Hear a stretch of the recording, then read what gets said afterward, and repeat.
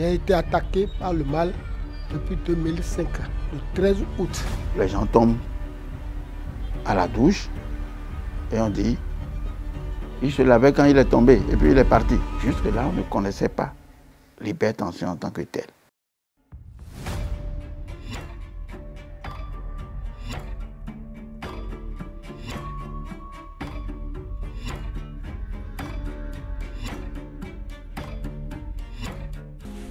Je m'appelle Inès Bokor.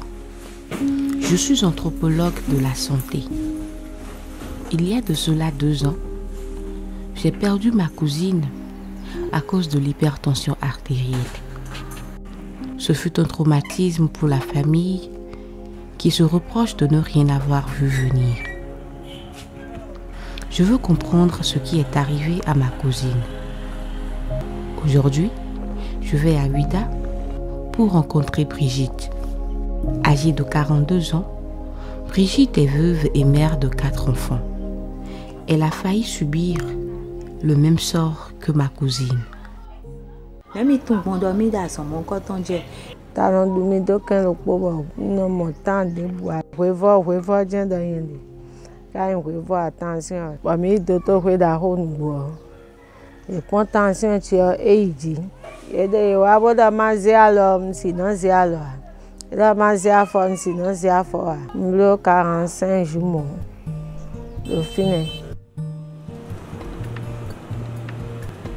Je me rends à présent à la représentation de l'Institut de recherche pour le développement IRD à Cotonou. Mon ami Jean-Yves Le Esran m'y attend.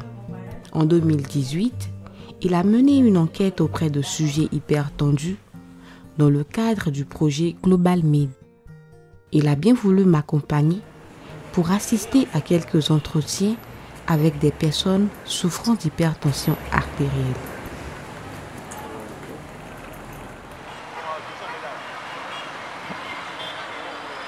Cela remonte à 5 ans déjà, c'était en 2018. Je ressentais de violents maux de tête. J'ai pris rendez-vous avec le médecin, effectivement. Après la consultation, il m'a dit « Ah, monsieur, bienvenue dans le cercle, hein. Vous êtes un hypertendu. Vous êtes à 20, 12 ou 20 quelque chose. » Il a dit « Waouh ». J'étais découragé parce que je me disais, je n'avais pas idée que déjà je pouvais en souffrir parce que c'est une maladie pour moi. Il fallait atteindre un certain nombre d'années, avoir un certain âge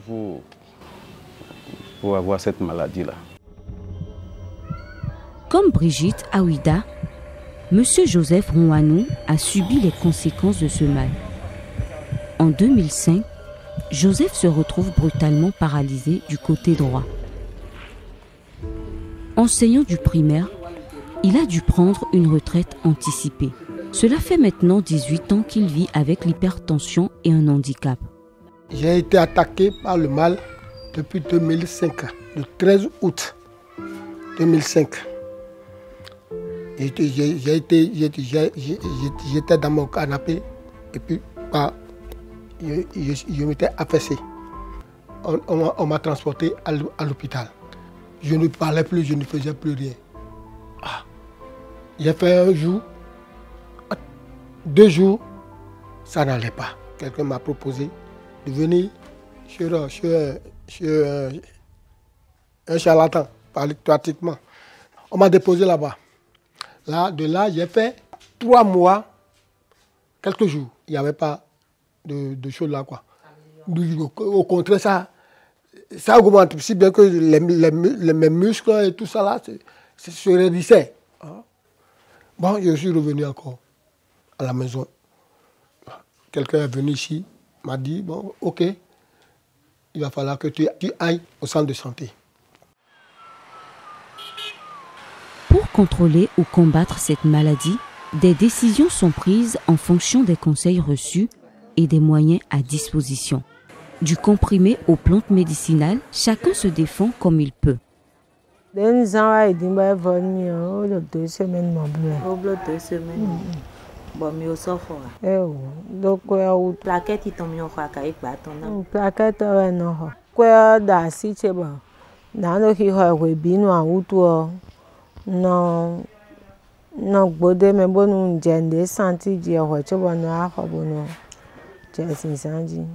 Actuellement, êtes-vous sous traitement? Non. À part la rééducation et tout ça, vous n'avez pas un médicament que vous prenez quotidiennement? Non, je ne peux pas, je ne peux pas. Après tout, je suis à 13, 11, sans traitement. Dans presque tous les entretiens réalisés, la question du coût du traitement et du suivi a été soulevée. De plus, les patients ne comprennent pas pourquoi il y a une grande disparité dans le prix des médicaments prescrits. Pour Brigitte de Ouida, elle doit débourser environ 1600 francs CFA pour une plaquette de 10 comprimés, soit 4800 francs pour le traitement de 1 mois. Pour Thierry, agent administratif à l'université de Parakou, le coût est encore plus élevé. Actuellement, le médicament que je prends, la nouvelle formule, ce qu'il m'a prescrit nouvellement, ça me fait 20 000.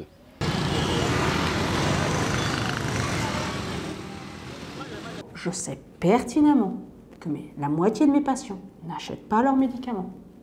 Et c'est pour ça que j'en appelle à la loi portant obligation de l'assurance maladie au Bénin. J'espère que dans le paquet minimum de soins pris en charge dans cette loi, il y a l'hypertension. Dans tous les entretiens que nous avons eus, les problèmes financiers ont provoqué des arrêts temporaires ou permanents du traitement, parfois une orientation vers des traitements autres moins onéreux. Moi, j'ai décidé de ne pas dépendre d'un médicament pour le traitement. Quand je commence pas à sentir les mêmes choses, les mêmes symptômes, j'essaie de me donner du repos.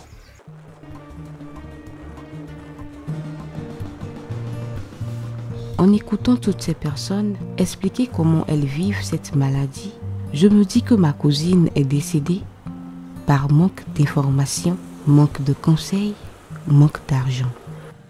Si on avait compris cela, on se serait rapproché de ma cousine et on l'aurait mieux aidée. Mais je prends ce drame comme une leçon pour éviter un autre drame pareil. L'hypertension est fréquente et il y a certainement des personnes de notre entourage qui sont concernées.